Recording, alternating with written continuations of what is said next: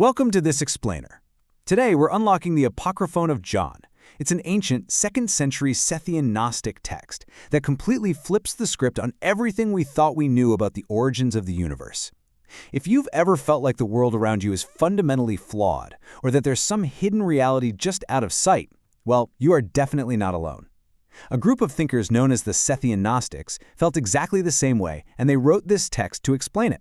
So, let's dive right in. Now, get this. Way back in 1800 CE, the early church father Irenaeus actually condemned this specific text as a dangerous heresy. He actively sought to destroy it along with an indescribable number of other secret writings, which honestly instantly makes you wonder, right? What exactly were they trying to hide? What was so incredibly dangerous about the ideas inside this book? So here's our roadmap for today. We're going to look at the ultimate secret book itself, the perfect divine realm, Sophia's massive blunder, the material matrix, escaping through secret knowledge, and finally, the Gnostic legacy today. All right, let's jump straight into Section 1, the ultimate secret book, the Apocryphon of John. This text has a wild survival story.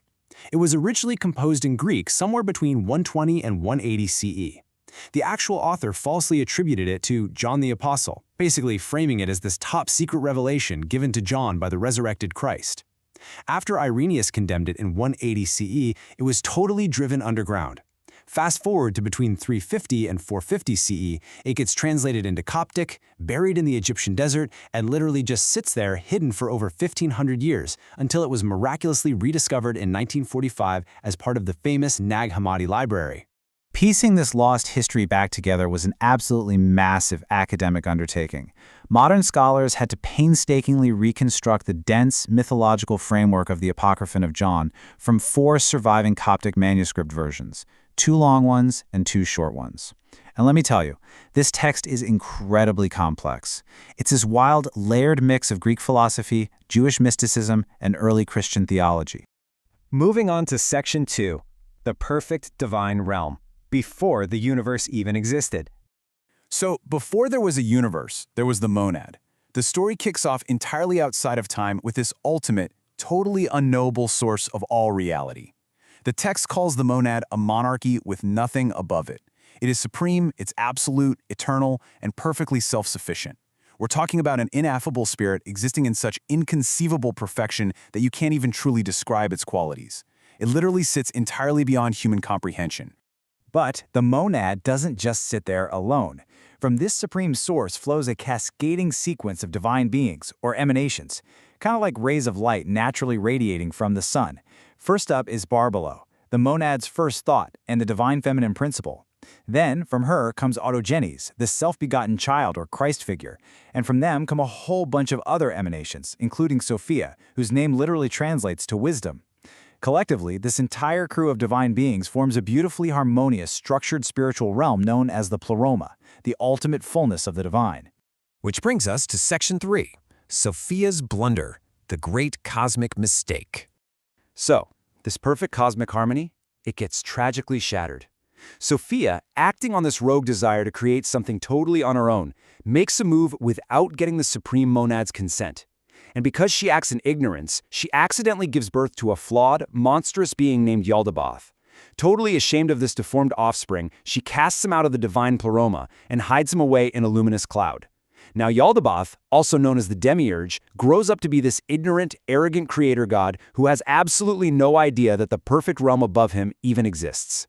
And here is where the Scythian Gnostics introduce a massive plot twist to standard beliefs. Think about Orthodox Genesis narratives, right? A supreme, perfect God creates the material world and says, yep, this is inherently good. But in the Scythian Gnostic cosmology of the Apocryphon of John, the material world is definitely not a divine blessing. It is literally the creation of a tyrannical, lesser god, Yaldabaoth, who arrogantly runs around proclaiming himself the only deity. He creates our physical universe as this pale, deeply flawed imitation of the higher realm. Let's look at Section 4. The material matrix and the imprisoned spark. Yaldabaoth and his lackeys, these subordinate rulers known as archons, create a physical universe just so they have something to rule over. But here's the catch. Yaldabaoth possesses a stolen spark of divine power that he inherited from his mother Sophia, and he actually gets tricked into blowing this divine spirit into the very first human, Adam. The second he realizes his mistake, Yaldabaoth and his archons panic. They create human physical bodies to act as a trap. They literally design our flesh and our whole material existence specifically to keep that stolen divine spark locked in ignorance, just to make sure humans stay totally blind to their true, higher origins back in the pleroma. That leads us to Section 5, Secret Knowledge and How to Escape the Matrix. Okay, so if we're all trapped in this physical flesh prison run by an ignorant creator god, is there any hope?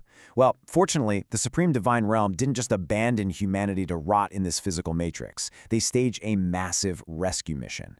A savior, often identified as Christ or the divine forethought, descends from the realm of light to offer humanity something called Gnosis. You can really think of Gnosis as the ultimate ancient red pill. It's this intuitive, salvific knowledge, the sudden, profound realization of your own divine origin, and the fact that the material cosmos is just a trapping illusion. In this text, salvation doesn't come from faith or good works. No, it comes from simply waking up to the fact that you possess a piece of the divine right inside of you. To actively break free from the material world, Scythian Gnostic initiates practiced a really profound ritual known as the 5 Seals.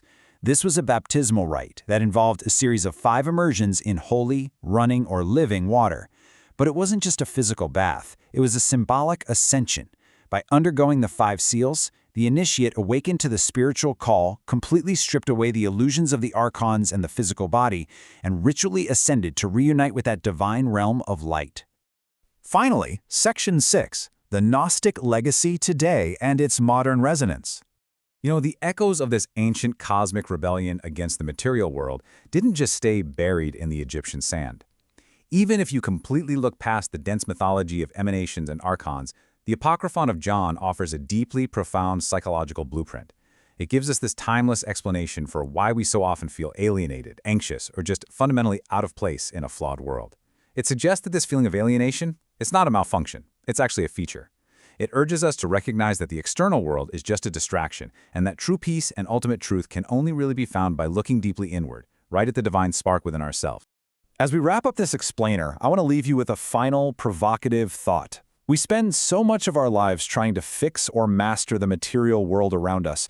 But what if those 2nd century Scythian Gnostics were right? What if true liberation has absolutely nothing to do with the world outside and literally everything to do with waking up to the divine spark hidden within you? The Apocryphon of John is essentially daring us to question the very nature of our reality. The alarm clock is ringing. So, are you ready to open your eyes? Thanks for joining me on this journey into the ancient matrix.